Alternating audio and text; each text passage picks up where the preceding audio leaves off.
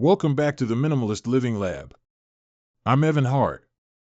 Today, we're not just talking about your desk. We're talking about your mind. Because the truth is, your workspace is a mirror, a reflection of your inner world. And when it's cluttered, so is your focus. But when it's clear, so is your purpose. Let's design a space that doesn't just look clean. It helps you think clearly, work deeply, and live more intentionally.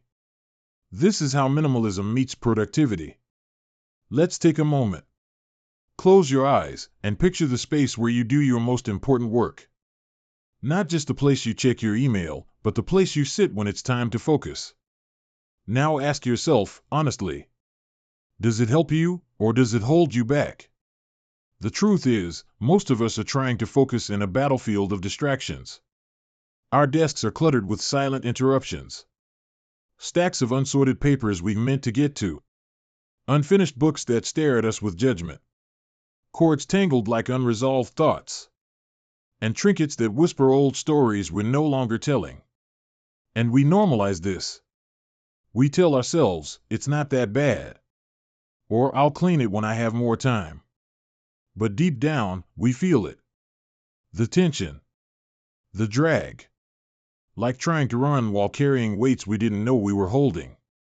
Here's what neuroscience says. Every object in your line of sight, whether you're consciously aware of it or not, is being processed by your brain. Your cognitive system is constantly scanning, filtering, interpreting.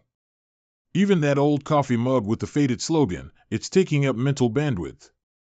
And in a world already filled with endless notifications, meetings, and demands, you can't afford to waste precious attention on a broken pen or a dusty desk toy.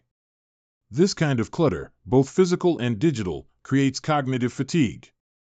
Your brain spends energy managing disorder instead of solving problems. It's like driving with your foot gently pressing the brakes. You might still move forward, but it's slower, harder, and more exhausting than it needs to be. And yet, many of us try to fix our productivity at the symptom level. We buy another time-tracking app. We switch to a new productivity system. We stay up late reading books about focus hacks. But rarely do we ask, what if the biggest change I could make is right in front of me? What if the clutter isn't just on your desk, but in your calendar? In your inbox? In the tabs you have open right now? Because here's the minimalist insight. Clarity of space leads to clarity of thought. And clarity of thought leads to quality of life.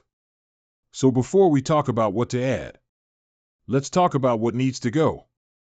The excess. The noise. The well-intentioned items that no longer serve the person you're becoming. Because when we remove what distracts, we rediscover what drives us. And that's where true productivity begins. Not in hustle, not in apps, but in stillness. In space. In the quiet, clean surface that invites deep work to unfold.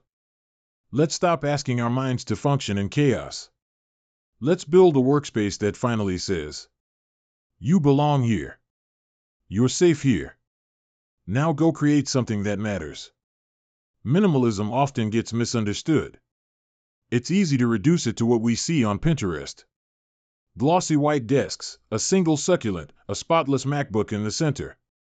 We think, that's minimalism. But that's not quite it. That's the surface. The skin. True minimalism? It's not just about how your space looks. It's about how your space works. You see, minimalism isn't about subtraction for the sake of style. It's about intelligent design for the sake of function. It asks the question, what is essential here? And just as importantly, what's getting in the way? Every item you remove from your workspace is not just cleaning your physical area. It's clearing your mental runway. It's reducing friction. It's removing one more opportunity for your attention to leak sideways. Think about how you feel when you walk into a cluttered room. There's a low-level buzz of stress. Your eyes jump around. You feel heavier, even if you don't know why. Now compare that to walking into a space where everything has a purpose. The air feels lighter. You breathe deeper. You feel ready. This isn't accidental, it's neurological. The brain prefers order. It thrives when the environment supports simplicity and intention. Let's take an example. Imagine two desks. One is filled with tools, notes, supplies, souvenirs, wires, and a dozen books. The other holds a laptop, a pen, and a notepad, nothing more. Which one feels more inviting for focused, meaningful work? Now, you might say, but I need my stuff around me to feel inspired. And that's fair. Minimalism doesn't mean deprivation. It means curation. It means you choose your tools like a craftsman chooses a chisel. Not by quantity, but by precision. It means every object has to earn its place. Not because you're being strict, but because you're being strategic about protecting your focus. Think of your workspace like a stage. Every object is either part of the performance, or it's in the way of the spotlight. Minimalism is directing that spotlight on what truly matters. Your ideas, your creativity, your deep, undistracted presence. This is especially important if your work requires thinking, solving, or creating. A minimalist environment quiets the outer world so the inner one can speak louder. Let's be clear. Minimalism doesn't reject beauty. It embraces a different kind of beauty. The elegance of clarity. The grace of simplicity. The strength of purpose. And here's where things get powerful. When you design your space with intention, that intentionality starts bleeding into your behavior. You procrastinate less. You switch tasks less. You even speak and write more clearly. It's not because you became a different person. It's because your environment stopped working against you and started working with you. So the next time someone says minimalism is just an aesthetic, tell them this. Minimalism is a mental performance enhancer disguised as interior design. It's not about having less. It's about being less distracted so you can do more of what matters. It's not about perfection. It's about permission. Permission to let go of what no longer serves you, and to finally give your focus the stage it deserves. Let's get practical. Now that we understand why minimalism helps us focus, it's time to explore how we bring it to life physically. Because intention needs structure, and focus needs a home. Designing a minimalist workspace isn't about buying expensive furniture or redecorating your entire office. It's about creating an environment where your mind can breathe and your best ideas can land safely. So let's walk through the core elements of what I call a focus-first workspace. A place where clarity lives, distractions die quietly, and productivity flows like water on a clean, level path. 1. Intentional surfaces. Look at your desk right now. What's on it? And more importantly, why is it there? Your work surface is not a storage unit. It's a launch pad. Everything on it should either support the task at hand or disappear. You don't need 5 pens. You need one pen you love. You don't need 2 mugs, a pile of unopened mail, a jar of coins, and that charger you never use. You need space to think, to sketch, to spread out your thoughts. Make it a rule when you sit down to work. Your desk should be reset to neutral. 1 laptop. 1 notebook. 1 cup of water or tea. That's it. Everything else belongs in a drawer or a designated space. If it doesn't serve your focus today, it doesn't get a seat at the table. 2. Visual calm. Your environment is always talking to your nervous system. Bright colors, sharp contrasts, and busy patterns create subtle stress signals. They energize, but often in the wrong direction. If your goal is creative flow, problem solving, or deep focus, opt for neutral colors, natural textures, and soft lighting. Soft beige. Cool gray. Warm wood tones. They don't shout. They don't compete. They hold space quietly. And if you want a pop of color, make it intentional. Maybe 1 green plant. Maybe one blue notebook. Not 5 competing visuals on every wall. Your mind is already juggling tasks. Don't make it juggle colors, too. Your wall doesn't need to be blank. But it needs to be curated. One piece of art you love is more powerful than 5 you kind of like. The rule is simple. If it doesn't calm you or serve you, remove it. 3. Hidden storage, open flow. Minimalism isn't anti-storage, it's pro-boundary. It says, put things away when they're not in use. Because what's out in the open should be what's in action. Use drawers. Use boxes. Use shelves. But don't just toss things in. Label them. Organize by function. And revisit them regularly. A drawer isn't a black hole, it's a tool. It protects your surface from clutter and your brain from noise. And leave white space. Don't fill every wall, every corner, every shelf. Let some areas be empty on purpose. Those gaps? They're not wasted, they're rest for the eyes. And rest is what your brain needs to do its best work. 4. Tech without the tangle. Let's talk about tech. In today's world, minimalism and technology must coexist. But how they coexist makes all the difference. Cables should be tamed, not tangled. Use cable organizers. Mount a power strip under your desk. Invest 15 minutes in cleanup to save 50 hours of irritation. And your digital space matters too. Your desktop screen is part of your workspace. If it's covered in files, icons, screenshots, you're starting every session with chaos. Set a ritual. Every Friday, clean your digital desktop. Archive what's done. Delete what's not needed. Limit browser tabs. Turn off notifications while working. Curate your app environment like you curate your tools, intentionally. Technology should feel like an extension of your mind. Not an obstacle between you and your flow state. A minimalist workspace isn't void of tools. It's full of purposeful tools.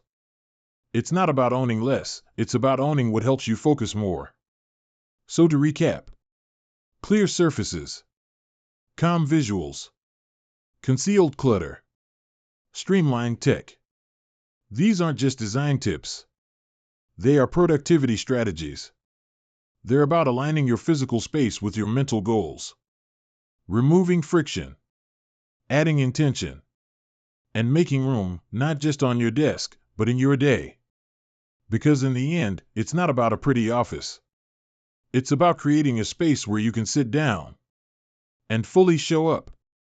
Where your workspace says, silently and powerfully, you're here. You're clear. Let's begin. Designing a minimalist workspace is a powerful beginning. But without the right habits, even the most beautiful space will slip into chaos. Why? Because clarity isn't a one-time project. It's a daily practice. It's something you choose, again and again. That's why we need rituals. Not routines you resent. Not rigid schedules that feel like a second job. But quiet, simple rituals that remind your body and mind. This is where we focus. This is where we show up. These rituals aren't about control. They're about creating rhythm. A pulse. A return to intention. So let's explore 4 powerful rituals that don't just complement your minimalist workspace. They anchor it. They protect your focus like a sacred fire. 1. The morning reset. Start from 0. Each morning, before you open your laptop, before you check email or dive into the day's chaos, pause. Look at your desk. Take 90 seconds to restore it to neutral. Wipe the surface. Remove what doesn't belong. Place your chosen tools with care. And take a deep breath. This isn't just about cleanliness. It's about signaling. You're telling your brain, we're not reacting. We're choosing. You're not stepping into someone else's agenda. You're creating space for your deepest work. Some people light a candle. Others brew a specific tea or play a soft focus playlist. Choose something small and consistent, not for productivity, but for presence. Remember, how you begin sets the tone for everything that follows. 2. The focus trigger, entering the zone.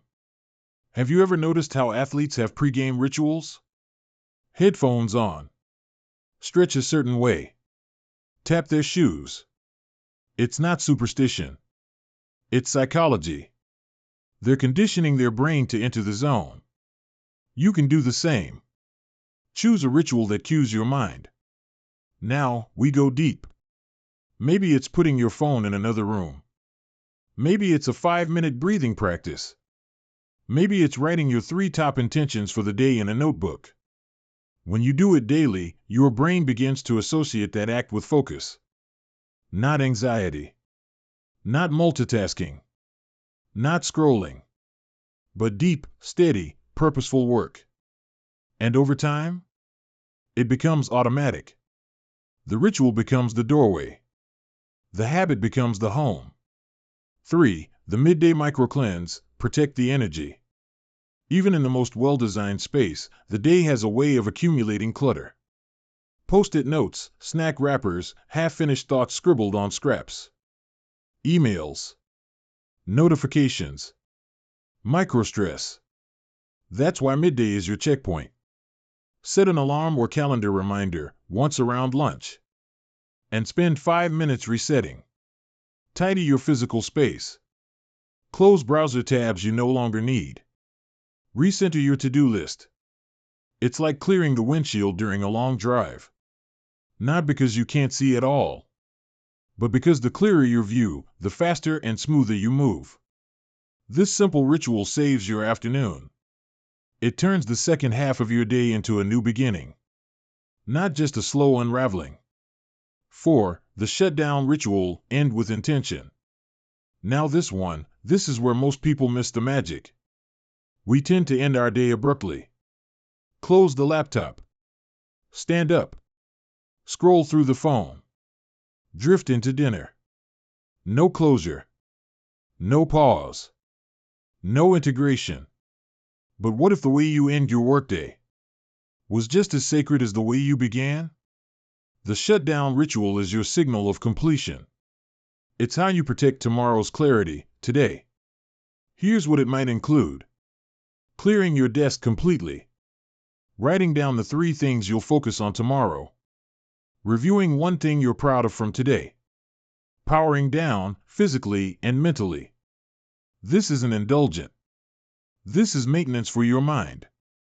Just like brushing your teeth. You don't skip it because you're tired. You do it because you're tired. And when you honor this ending, something shifts. You leave work at work. Your evening becomes yours again. You stop carrying unfinished energy into your rest. And tomorrow, you walk into a space that's ready. A space that says, let's begin again. These rituals, morning, entry, midday, and close. They are not productivity hacks. They are identity reinforcers. They help you become the kind of person who treats focus with care. Who protects clarity like something sacred. Because in the end, that's what your workspace becomes. A reflection not just of your taste, but of your values. Of how seriously you take your attention. Of how gently you hold your time. So don't just design your space. Design the rhythm within it. And when you do, you don't just create a place to work. You create a place to thrive. Sometimes the most powerful proof doesn't come from data or design theory. It comes from people. From the lived experiences of those who made the shift. Who cleared their desks, simplified their setups, and discovered more than just a cleaner space. They found clarity, energy, purpose. Because this isn't just about productivity. It's about the quiet transformation that happens when your outer world stops working against your inner one. Let me tell you about Mia. Mia is a freelance designer in her early 30s. She reached out to me after listening to episode 3, the one about mental clarity and minimalism. Her message began with 4 simple words. My desk is drowning. She described a small home studio filled with client files, old sketchbooks, bills, photos, sticky notes, coffee mugs, and chargers. Everything meant something. But together, it all meant overwhelm. She wrote, "I sit down to create, and I feel heavy. I can't find my stylus. I get distracted by receipts. I procrastinate by organizing drawers instead of opening Illustrator. It's like the space is always louder than my ideas." Sound familiar? So Mia did something radical. Not huge, but intentional. She began what she called her workspace subtraction project. Each day for a week, she removed 5 things. Just 5. A dried-out pen. A notebook from a project that ended months ago. A jar of buttons she swore she'd use someday. She sorted. Donated. Recycled. Let go. She didn't wait until she had a weekend. She made it part of her flow. And then she added only one thing. A small bonsai tree. Something living. Quiet. Green. It sat next to her screen like a silent witness to her new rhythm. 3 weeks later, she emailed again. "I'm not just more productive. I'm lighter. I feel proud walking into my studio. It's not just a space I work in. It's a space that supports me." Mia's story is just one. But I've heard hundreds. There's Marcus, a high school teacher, who turned a tiny corner of his living room into a minimalist grading station. He said, "Now, when I sit there, I'm in teacher mode. I stop checking my phone. I finish work faster. And when I walk away, I actually feel done." There's Priya, a startup founder, who eliminated 12 digital tools and rebuilt her workspace around just 2. A remarkable tablet and a MacBook. "I was managing more tools than I was managing my business," she told me. "Now I feel like I'm finally the CEO of my time." And then there's Daniel, a novelist. He wrote to say, "I replaced my huge L-shaped desk with a narrow, vintage writing table. Just enough space for a Kindle, my laptop, and a fountain pen. My writing pace tripled. Not because I had more time, but because I finally had fewer distractions." These shifts didn't require money. They didn't require major renovations. They required honesty. And a willingness to say, what I've been tolerating isn't supporting who I'm becoming. Because here's what minimalism reveals. A cluttered workspace doesn't just hold objects. It holds old identities. The person you were. The projects you abandoned. The habits you outgrew. And when you release them, you don't just make room for creativity. You make room for growth. For movement. For change. So if you're listening and thinking, "But I don't know where to start," start small. 1 drawer. 1 shelf. 1 desktop screen. Because every minimalist space begins not with perfection, but with one decision. I want better energy than this. And from that single moment, real shifts begin. Not just in the room, but in you. Let's be honest, transformation doesn't come from listening. It comes from doing. From moving the idea out of your head and into your hands. And that's what this section is about. A gentle nudge. A quiet challenge. Not to overhaul everything, but to begin. Because big shifts don't start with ambition. They start with a single step. So here's your challenge. Take 15 minutes today to confront your current workspace. Not to judge it. Not to feel shame about it. But to meet it like an old friend you haven't really seen in a while. Stand up. Walk around your desk. Look at every item, not with the eyes of habit, but with the eyes of purpose. And ask 3 questions. Does this support my focus? Do I actually use this? Would I miss it if it were gone? If the answer is no, it goes. Choose 3 things. Just 3. Remove them. Not later. Not someday. Today. Put them in a box, a drawer, a donation bag, anywhere but your primary workspace. Then pause. Take a deep breath. Sit back down. Feel the difference? That's clarity beginning to stretch its legs. And if you feel a spark, if even 1% of you feels lighter, clearer, or more in control, that's your invitation to go further tomorrow. Because minimalism isn't about one heroic moment. It's about a slow, steady return to what matters. It's about unlearning chaos and relearning calm. It's about choosing your environment before it chooses your mood. Here's the deeper truth. Your workspace doesn't just hold your laptop and coffee mug. It holds your goals, your attention span, your self-respect. So protect it like something sacred. Not because you're trying to be productive all the time, but because you deserve to create in peace. You deserve to focus without friction. You deserve to sit down in a space that says, "You're welcome here. Now do what you were born to do." This isn't about perfection. It's about alignment. About creating a space that reflects the person you are becoming, not the clutter of the person you were.